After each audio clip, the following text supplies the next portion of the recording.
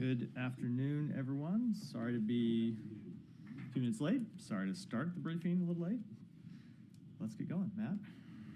You don't want to give us a review of the turkey pardon?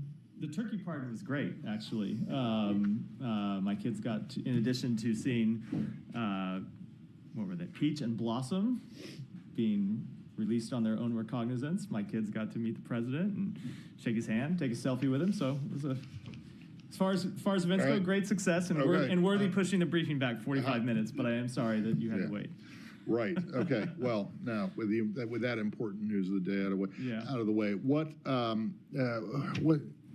realize that your colleague at the White House, Admiral Kirby, was asked about this multiple times and isn't going to give an answer, and I don't expect you're going to give any answers too.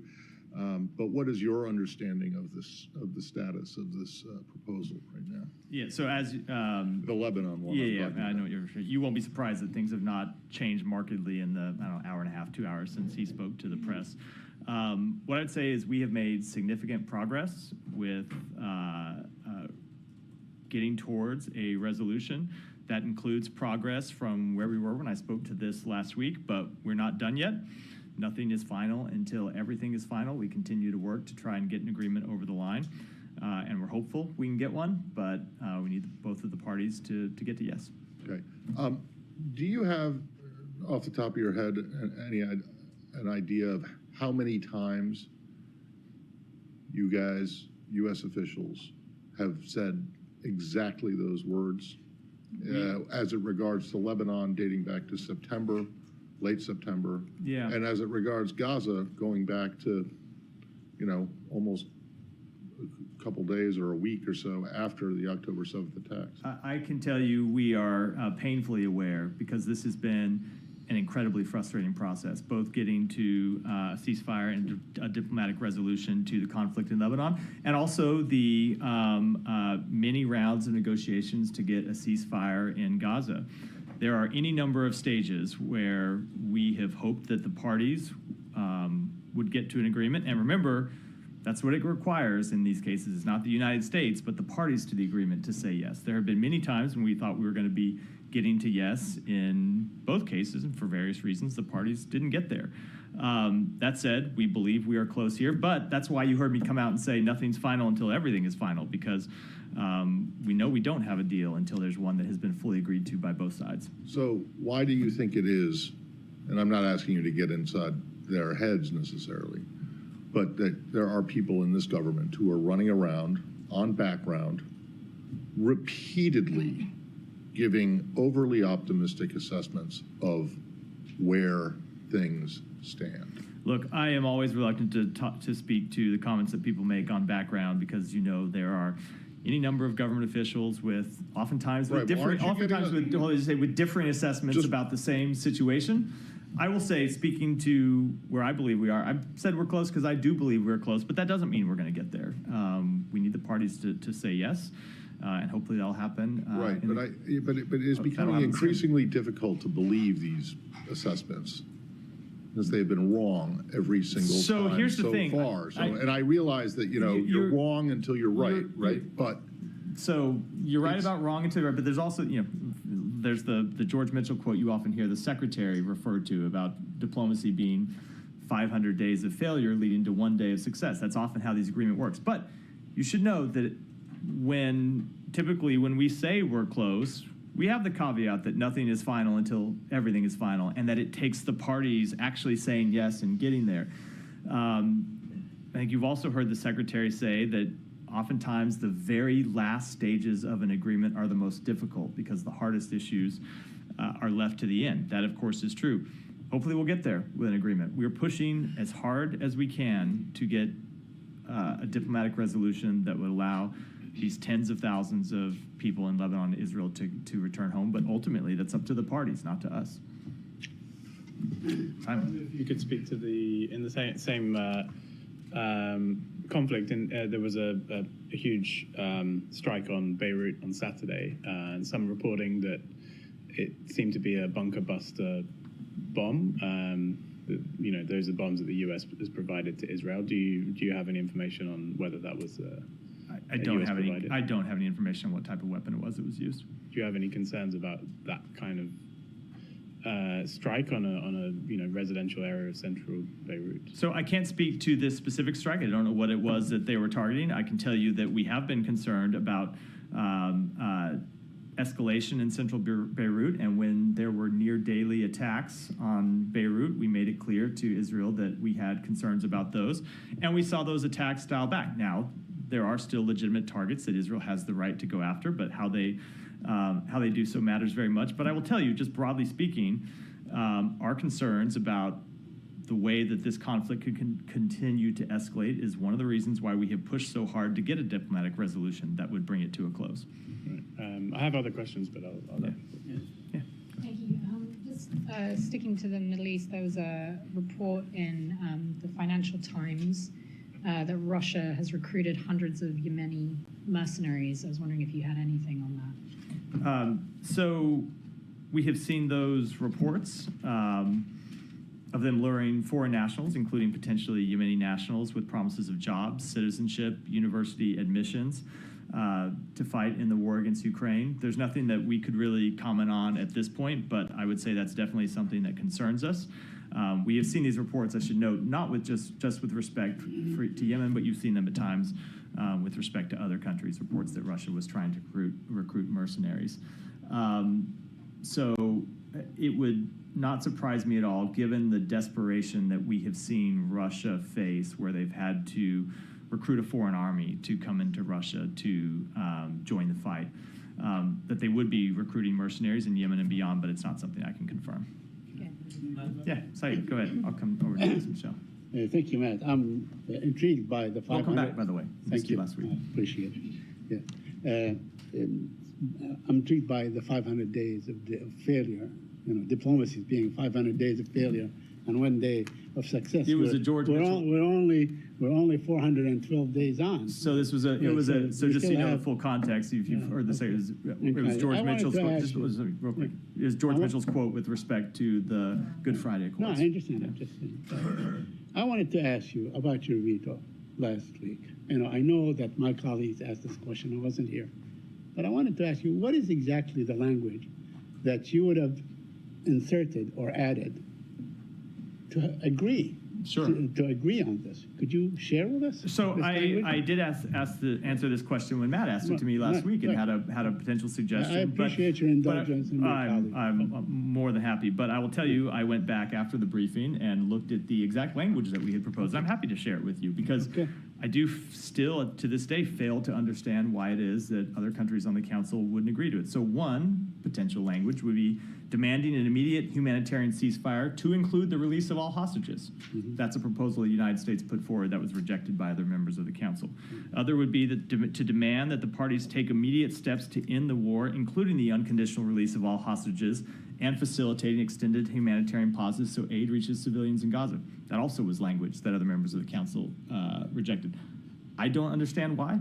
I can't speak to them, but to me, this seems like unobjectionable language that calls for both an end to the war, a ceasefire, and the release of hostages. But 14 other members found the language to be acceptable. Sure. And, you know, not really, sure. And we disagree about the language that we ultimately opposed. Mm-hmm. We thought that language did not link the release of hostages with a ceasefire, and that's why we opposed it. But and that can, you know, others can speak to why they supported the language they did. We didn't find that to be a sufficient linkage. But to the question of our alternative language, I think the language I put forward right now makes pretty clear that we were ready to call for an immediate ceasefire. We're ready to call for an end to the war, as we have done consistently, as we have in a previous Security Council resolution that we supported. But we believe we have to be clear that includes the release of hostages. But all diplomats and all experts, all legal experts, said that it was included. They did call for the release of the hostages immediately. It is called for in the resolution itself. No, it did. I don't want to dispute that. It did not link it to a ceasefire, and that's something that we have said from the beginning is important to the United States. Okay. Let me just ask you about the... No, there was one that we supported, the one in June, the United States, the Security Council resolution in June. Language is okay, but the language you abstained on in March, what's the difference between that language and this current one? I'd have to go back and look at the March language. There have been so many resolutions. I honestly In don't. June. I don't remember that. There's the one in June that we supported. in This is very June. different. On The one in June March, 10. I'd have to go back and look. Okay, all right. Let me ask you on the ICC ruling. Now, many of your allies, including countries in the European Union, most countries in the European Union and others, they have agreed to this ruling, maybe with the exception of Hungary or a couple of other places. Do you consider Netanyahu to be a war criminal? So that certainly is not an assessment that we have made, and I will tell you that we have been clear that we, number one, do not believe that the ICC has jurisdiction in this matter, and two, that we have had real concerns about this proceeding on its own, grounded fundamentally in the rules of the court, that this is supposed to be a court of limited jurisdiction, grounded in the rules of complementarity.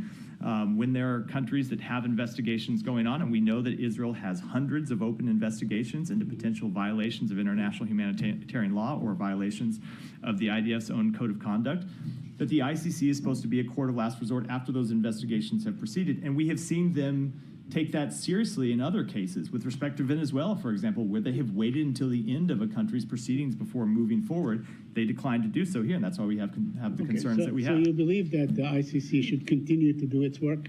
It should not be sort of sanctions or pursued by, I mean, we heard Senator Cotton, for instance, who wanted to invade the Hague. I don't have any comment on the comments. I'm just saying on that, the lines you hear from the Hill. We are consulting with our allies and partners about this decision and how to respond to it. I don't have anything further Okay, to let me say. ask you one last question on this issue. Yeah. We know that the former... Ghent. You're gonna get a taken question on that one. Go ahead. The former Minister of Defense, Israeli Minister of Defense, will be coming to the United States soon, I guess. Is that just like a message saying your ruling does not apply? The former Minister of Defense? Yes, Mr. Gallant. I'm not aware of his travel, but look, the United States is not a party to the ICC in any event. Was not a party to has never been a party to the ICC. Thank you. Michelle, I said I'd come to next. Questions on Lebanon. First, Israel said yes to the agreement, and Lebanon too, but why you didn't announce it yet? I am glad that you are able to put facts on the table that I have not spoken to. That's what What's was that? reported today. I know that's what's oftentimes there are a number of things that there. Those reports been wrong? Yeah, oftentimes there are a number of things reported that either are incorrect or a little bit off. Look, we don't believe we have an agreement yet. We believe we're close to an agreement. We believe that we have narrowed the gap significantly, but there are still steps that we need to see taken. But we hope that we can get there. I asked you this question, and I will try one more time. What role will the U.S. play in implementing the agreement? Look, and you are right. You did ask me that question last week, and I wasn't willing to speak to it because we didn't have an agreement final. We still don't have one final. And until we get one, I'm just not going to speak to any underlying provisions of that agreement. And can the U.S. Observe the implementation of the agreement since you don't have any troops on the ground? Again, when it comes to everything in this potential agreement, I'm just not going to speak to any underlying I will keep details. trying beside the U.S. I do appreciate it. Will France and the UK be part of the commission that will observe the implementation? I think I very obviously have the same answers I've given, or same non-answer I've given in response to the previous Finally, questions. can Syria and the Assad regime play any role in preventing the flow of arms from Syria to Hezbollah? Look, hypothetically, Syria, of course, could play a role in preventing arms from being trafficked through its territory. It's not a role that we have seen them play today, but yes, of course, that's something that they could do. Are you talking to them? No, I don't have anything beyond that. You asked me a hypothetical question. I don't have anything beyond that further. Thank you. Michelle in the back. I want to follow up on Lebanon. President-elect Trump has said that he wants to end that war. Has his team at all been helpful, or would you like them to be helpful to get this across the finish line? I'm not aware of any conversations between our team and his team about this. There may have been, there are a lot of people that claim to be close to the former and future president. There are obviously a number of people inside this administration. I can't rule out that somebody had a conversation at one point, but I'm not aware of any conversation. Look, anything that anyone could do to help get a diplomatic resolution is something that we would support, but I don't have anything specific to speak to. Yeah, Nadia. Lebanon again, and then I have a question on the ICC. On Lebanon, so is this your understanding, since Netanyahu said in principle that he agreed to the agreement, that he's waiting now for the cabinet to approve it? Is this the only thing that we're waiting for? I am not going to get into that sort of underlying detail. It is up for the government of Israel to determine what constitutes approval under their system. And we do not yet have an agreement between the government of Israel and the government of Lebanon, and we're working to get one. Okay. But the 60-day ceasefire, is this your understanding again? Is the implementation of cessation of hostilities will start once they agreed on that within this period, or do you think this is just a temporary agreement and then they will sort out the details later? Look, I appreciate the question the same way I appreciated all of Michelle's questions. I'm just not going to get into underlying details of an agreement that is not yet final yet, or is not yet final. We have made significant progress. I think it would be extremely unfortunate if in any way, talking about the underlying details from the podium today, while we were trying to bridge the final differences, somehow undid the very important work that has happened. So I unfortunately have to We've got decline it. to Talking comment. points of John Kirby as well. All Well, right, I think John Kirby's being equally responsible and not talking about an agreement that is still being negotiated. Sure, fair enough. On the ICC, you vehemently disagree with the decision.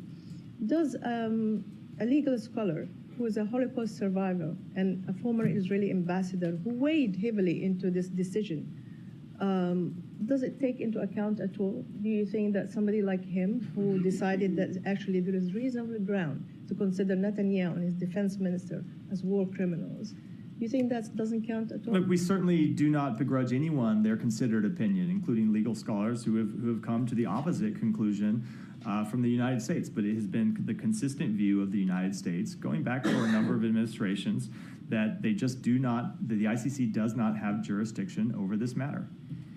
Okay. You said you're not going to comment on Cotton or Lindsey Graham, that he wants to destroy the economy of your allies, including France and Canada and whatever. No. But the White House said that actually they're going to consider the next steps, what they're going to do later on. What exactly, and actually Karine said they're going to consult with allies. I mean, most of these allies already sided against you. So what exactly the steps that you might consider apart from sanctioning the ICC? So you just heard me a moment ago say that we are going to consult with our allies and partners in this question. I'm not going to try and get ahead of those conversations. We're going to talk to a number of partners of ours and make a decision about how we move forward, but I don't think it would be appropriate for me to try to get ahead of that process before it has taken place. Is it more than sanctions or within this? Again, these are conversations we're going to have with our allies and partners. I shouldn't get ahead of it here. Okay. Yeah, So what is your position on whether other countries that are members should follow the arrest warrant? Look, we have made clear that we disagree with this ruling, that we have serious concerns both with it from a jurisdictional perspective and also from a process perspective. Every other country has to make their own decisions under their law and their systems, how they're going to react to it. So when the secretary was, I think last year it was, where he was talking about the warrant for Vladimir Putin, said, this was in Senate, said any country that's party to the court has obligations and should fulfill those obligations. So should countries' obligations to international treaties be sort of selective in this way? No, every country has to make their decision. Every country has to make that decision for themselves. But I don't think there is any equivalence between the case that the ICC has brought against Russia and the case that it has brought against Israel. When you look at the difference between the two countries, Russia is not a democracy, does not have a functioning independent legal system, is not investigating violations of international humanitarian law by its soldiers. Israel is the opposite in all of those cases, a democracy with an independent court system that has hundreds of open cases into allegations against its soldiers. It is important that those processes be allowed to proceed. That is the principle of complementarity under which the ICC was founded. Now, when it comes to countries making the decision, they all have to make their own decisions in the same way that the United States has. So one huge similarity between both Israel and Russia is that neither are members of the ICC, just like you. Yeah, also correct. Also correct. Okay, well, if they don't have jurisdiction over Israel, Why should they have jurisdiction over Ukraine Russia? is also not. So Ukraine is not a member. Ukraine is a sovereign state, however, that has granted its jurisdiction to another country. I think it might have been Poland, another country, and allowed that country to intervene for them, which is something that sovereign states can do. There is no sovereign state of Palestine. We want to establish a Palestinian state, but that is the fundamental nature of our jurisdictional disagreement with the court on this matter. Okay, it's still your position that other countries, if Vladimir Putin or other Russian official who've been granted arrest warrants against them, come to their countries, they should be arrested. Yes, but that ultimately that is a decision that every country has to make for itself. And this feels like a different universe now, but there was a time when this administration was talking very positively about the ICC. Obviously, the US is not a party, but there was a agreement, or the president granted or asked agencies to share information with the ICC on the Russia-Ukraine case. Is that still something that this administration is doing? Are you still sharing intelligence and information with the ICC? I'll have to take that back and get you an answer. I don't have any. I don't have any current read on what our actions have been in terms of supplying them information on that case. Yeah. Can you say that to the ceasefire deal? Yeah. Do you have any further information that you can share about the sticking points? I do not. I do not. Yeah, I do not. It gets into this question that I've declined to answer about underlying details. And has the US been asked by Israel to give a letter of assurances, including for any Israeli military? That also goes to, it's going to be a short briefing if I'm going to be declining all these questions. No, it also goes to the underlying details of the case, of the negotiations, which I just can't in good conscience speak to from here publicly. Yeah. Thank you. So my first question with the ICC, Iran's supreme leader today called for death sentence for Israeli leaders. So I wanted to get your take. And does this kind of position by the supreme leader in Iran increases the tension that U.S. tries to subside in the region? So those comments, I'd say, are unfortunately what we would expect from the leader of a country that is a state sponsor of terrorism. When it comes to tensions in the region, obviously those comments are not helpful. And I would say, as we have said before, that Iran should not further escalate this conflict, should not respond to Israel in any way, should not take any further steps to heighten tensions in the region. Do you have a new assessment of Iran's readiness to retaliate against Israel? I don't. I mean, that goes to the point I was just referring to. So I think we were very clear after Israel took its limited actions several weeks ago now that should be the end of it. That should be the end of direct fire between Israel and Iran, and that remains our position. Iran nuclear talks, it says, to begin at the end of this week in Geneva, Iran and E3. Will U.S. be joining even indirectly in those talks? No, we will not be joining those talks. We are closely coordinating with our E3 partners regarding Iran's full implementation of its nuclear safeguard obligations and holding Iran accountable for its failure to meet those obligations. We have made it clear that Iran must provide full cooperation with the IAEA without further delay, and will continue to closely coordinate with the governments of France, Germany, and the United Kingdom. Do you find it to be, your assessment to Iran's response to the censure they received from the IAEA Board of Governors? What was the first part of the question? Do we what? Is it your assessment that Iran's announcing readiness to talk to the E3? Yeah, was there. So, look, I would just say we're concerned with Iran's announcement that it's choosing the path of continued escalation instead of cooperating with the IAEA. Its continued production and accumulation of uranium enriched up to 60% has no credible civilian justification. The IAEA Board of Governors has been clear that Iran must provide full cooperation with the IAEA without delay in order to resolve questions related to its legal obligations that have been outstanding for more than 5 years, and we will continue to coordinate with our E3 partners to hold Iran accountable. Yeah, go ahead. I don't know if you were asked this question because I was doing my live shot on Lebanon. I know you don't want to elaborate, but the question is, if there is no deal, would it be fair to say this would be the last chance? I don't want to speculate about what might happen. We want to get a deal, and we believe that we are close. We will always try to pursue diplomacy to resolve this conflict, but I don't want to speculate about an outcome that I hope. I don't want to speculate about an outcome that we hope doesn't take place. Right? We want to get a deal. I don't want to speculate about what would happen if we don't get one. Okay. From what we've learned, this would be a ceasefire for 60 days, whatever you don't want to confirm, I understand. But the thing is, who would be following up on that? There are rumors that Hochstein is leaving his position. So is the State Department going to be involved? Are you going to follow up also on the internal politics mediation in Lebanon when it comes to the president, to elect a president, to have a new government? So what are the plans? So the United States will continue to stay engaged on this question. I obviously can't speak for what will happen post January 20th. There will be a new set of people making decisions about the United States' role in the region, but it's certainly in the interest of the United States to continue to push for diplomacy and to continue to resolve this conflict and ultimately to see that United Nations Security Council Resolution 1701 is implemented. That's an important thing that we are trying to achieve under this resolution, and that is something that will require work by the parties. Should we get this agreement, will require work by the parties going forward.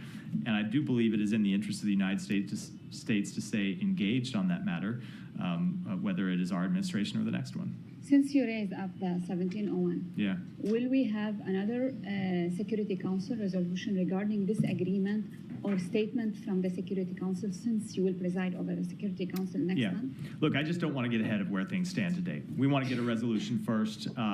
Should we get a resolution, you will hear from us about the answers to all the questions that you have been putting to me today and many others, including potentially a Security Council resolution, but I just don't want to get that.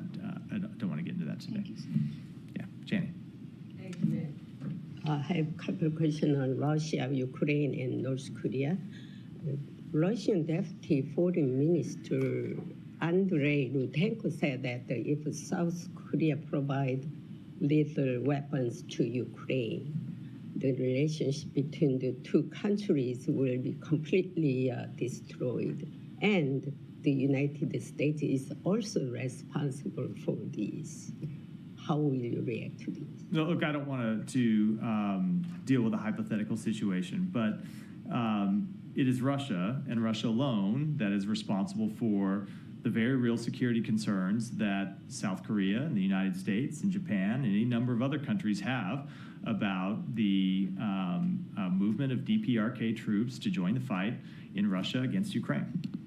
Secondly, Ukraine media reported that 500 North Korean soldiers killed by Ukrainian strikes in Kyrgyz. Are North Korean troops deployed into combat and currently fighting against Ukraine? What is the situation up there? So we have seen North Korean troops enter combat operations. With respect to any kind of damage assessment, I would refer to the government of Ukraine to make those. South Korean National Security Office announced that in return for North Korea sending long-range artillery and the artillery power to operate it to Russia, Russia has already given North Korea anti-aircraft missile and other air defense equipment. How do you confirm this? Do you have any information about that? I don't. I am not able to confirm that today. Willie. Thanks, Matt. You mentioned that one of the things that distinguishes Israel from Russia is the fact that it has hundreds of open investigations into its own people and events. The State Department, of course, has dozens of investigations into some of those events as well. Any update on those? No, they're ongoing. And what happens on January 20th? So the assessments that we are conducting about compliance with international humanitarian law are assessments that are required under the law. They are not discretionary assessments made by this department. They're things that we are required to do, and that is true regardless of who the president is. Thank you. Yeah.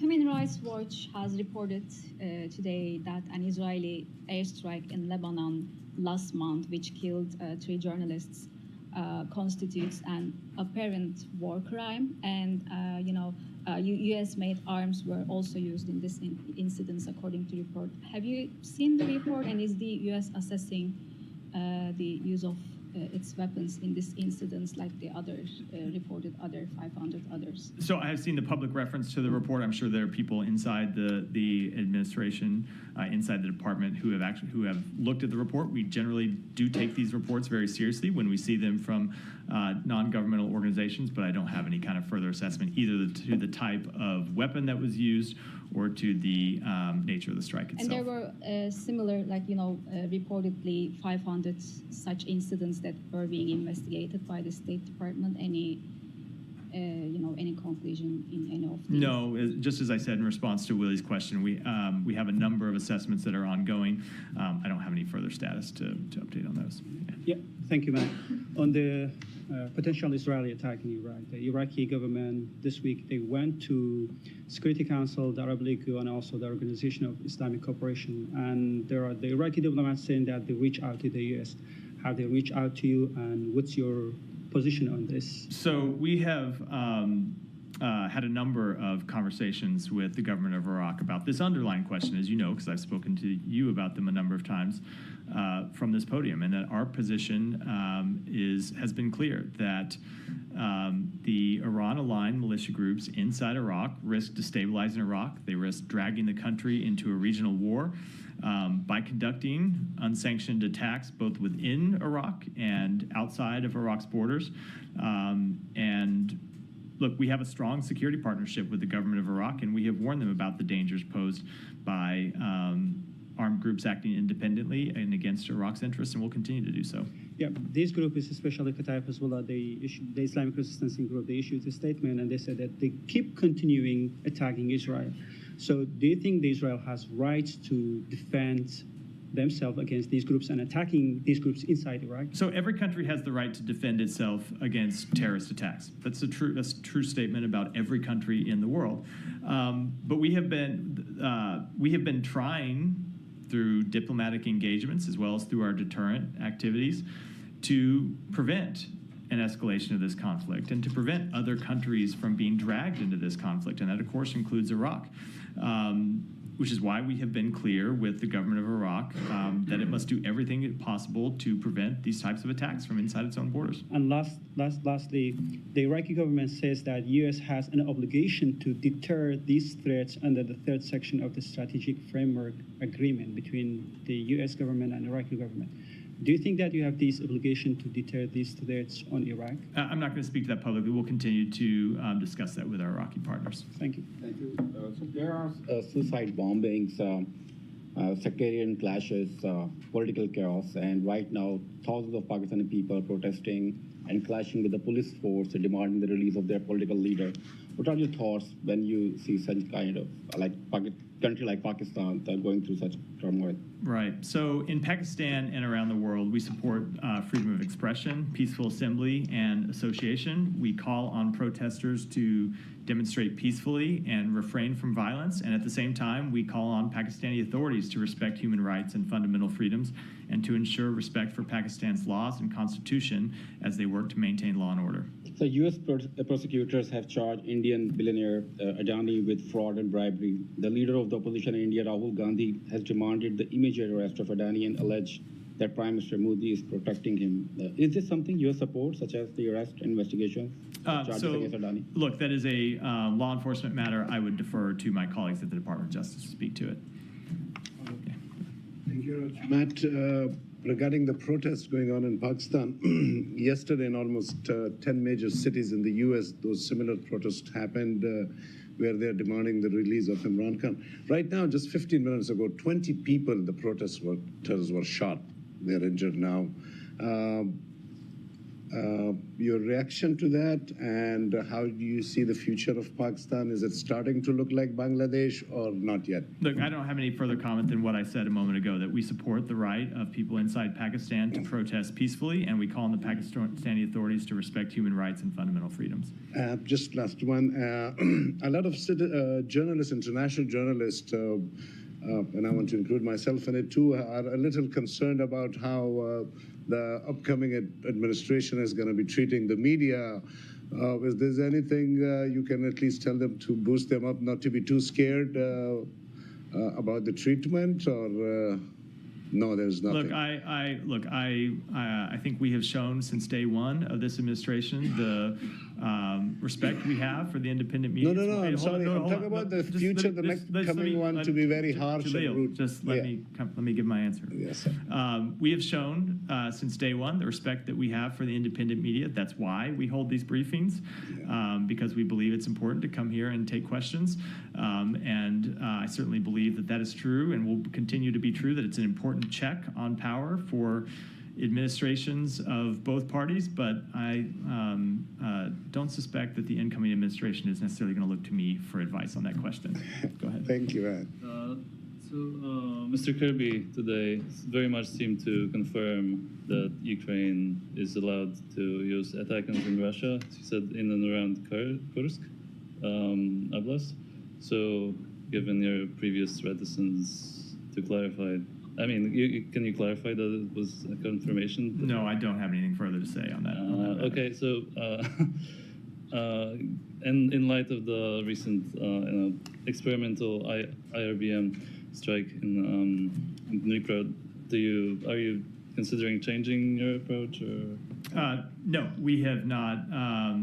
When it comes, two ways to interpret that question, and I'll answer them both ways. When it comes to nuclear posture, if that's the approach that you meant, no, we have not changed our underlying nuclear posture and don't anticipate the need to do so. When it comes to our overall approach with respect to Ukraine, no, we will continue to support Ukraine. We believe in their fight for their freedom. We believe in their fight against a country that has tried to change the borders of Ukraine by force, and we're going to continue to support them. And Le Monde reported today that there are discussions about between the French and the British about deploying troops to Ukraine. I take it you're not going to do it yourself, but do you have any reaction to that? No, I don't have any comment on that. Saeed, come back to you. On the settlers. You know, about the Israeli Defense Minister, Mr. Katz, decided to release the settlers that are in administrative detention. I mean, there are a handful. There are like thousands of Palestinians in administration. Do you have any comment on that? Yeah, so we see the announcement that administrative detentions will no longer be applied to extremist Israeli settlers as a rolling back of one of the limited tools that was effectively being used by the Israeli government to rein in this illegal activity. As you know, Saeed, we are incredibly concerned about the increasing extremist violence in the West Bank, including assaults on civilians, forced displacement of Palestinian communities, and the willful destruction of homes and farms. We have called on the government of Israel repeatedly to take further actions to deter extremist settler violence and to hold those engaging in it accountable. And as you have seen with the actions that we have taken over the past year, we are also committed to continuing to take our own actions to hold people accountable. Have you spoken to the to Israeli officials on this issue? So the secretary has not spoken with Minister Katz since this announcement was made. I know that the Secretary of Defense had a call with him over the weekend, and when it comes to the substance of that call, I would defer to my colleagues at the Pentagon. Thank you. Yeah, really go ahead. Just on the sanctions, is there anything the State Department can do to calcify the sanctions that you've already put in place? So the sanctions that we have put in place are decisions by the executive branch under authority given to us in the State Department's case, and I believe it's true in the Treasury Department's case as well, by an executive order signed by the President. Executive actions, unlike statutes, can be reversed by future executives, and executive orders issued by one president can be withdrawn by future presidents. I know that is an unsatisfactory answer to a number of people, but that is the nature of our system. Yeah. Coming back to Lebanon, there's a Human Rights Watch report today based on some research that they've done about an Israeli airstrike on October 25th that killed 3 journalists and injured 4 others. They say it seemed to be a deliberate attack on civilians, an apparent war crime, and found that it used a US-produced JDAM guidance kit. Is that something you've looked into? I think that's the same one I got asked about a moment ago when I said that I'd seen the reports about it. I'm sure that there are people inside the department who have actually reviewed the underlying report itself that was issued by Human Rights Watch. We take all of these things very seriously and look at them, but I don't have any assessment about either the type of munition that was used or the underlying event itself. Yeah, on this incident, specifically on the attack against a journalist. Of course, yeah. Thank you. Of course. Thank you, Matt. The U.S. has an extradition with Turkey, and Hamas leaders are now in Turkey, according to Reuters report. When will the United States demand that Turkey extradite Hamas leaders responsible for the murder, rape, and kidnapping of Americans? And I have another question on the Palestinian So border. at a briefing last week, I was very clear that we do not believe that the leaders of Hamas, who are brutal terrorists responsible for the murder of individuals from all around the world, including United States citizens, we don't believe that they should be given safe haven anywhere in the world. Now, when it comes to specific extradition matters, that is a legal matter for the Department of Justice, not the Department of State. Since the U.S. government has made it clear that it opposes the Palestinian statute that provides a salary for life for anyone who murders a Jew, will the U.S. demand that the Palestinian Authority repeal that law? And will the U.S. sanction anyone who indeed provides a fee for someone who kills a Jew? We have made clear our concerns about that underlying policy, and I never preview sanctions activities from here. Yeah, go ahead. Thank you very much. Financial Times reported Russia is recruiting hundreds of young men, ensuring them good salaries and Russian citizenship to fight against Ukraine. You have some observation, or you're aware about that, or you have some input from your Saudi I think this counterparts? is the third time today I've gotten a question that I already answered already in the briefing. I did answer this earlier in the briefing, so I'll encourage you to check the transcript. I could give the same answer again, but I don't know if that's a good use of anyone's time. Okay. Amnesty International documented discrimination, violence, and you can say discrimination with the transgender people and people who don't have a dedicated gender. But we have someone here in the United States who is coming to take charge of White House and going for next president. He already said he's going to introduce some laws regarding that genders. So your investors been very engaged all around the world with the rights of transgenders, LGBT. You have some concerns on that? Let me take the question and get back to you. Go ahead. Hello, I have two questions. First one related to journalists. Today, United Nations organization, they blamed Israel for putting Fadi al-Wahidi, a video journalist in Al Jazeera, put his life in risk because of lack of healthcare and medical supplies in northern of Gaza. And Israel is accused for killing over 170 journalists in the Gaza. Why we don't see any other journalists like from USA or like any other countries? It's like seems Israeli authority targeting Arab journalists, putting their life in risk, while we don't see any condemnment from you. Like you don't blame Israel for killing all You this have number heard us say any number of times that that we condemn the death of any journalists, that we don't want to see journalists killed in this conflict or any other, that we want to see journalists protected. Now, just to answer as a factual matter, I don't believe there are many at all Western journalists inside Gaza. So it is quite tragic that it is in most cases Palestinian journalists who are there documenting what is happening on the ground and bearing the very tragic toll of carrying out that important work. Okay, so do you urge Israel to add more medical support in northern Gaza for not just Fadi al-Wahidi, for many other people in northern of Gaza, like so far everyone now under the risk of losing their life? We do want to see increased medical care in Gaza, including in northern Gaza, and I would add food and water as well. Last question on ICC, USA, it seems against the consensus of most of countries when it comes to Palestinian rights. You were only country that used veto among 15 countries for ceasefire in Gaza. You among your partners in NATO and the European Union, You were against ICC decision. You were against ICG decision. Like, you were against most of consensus in everything came to Palestinian rights.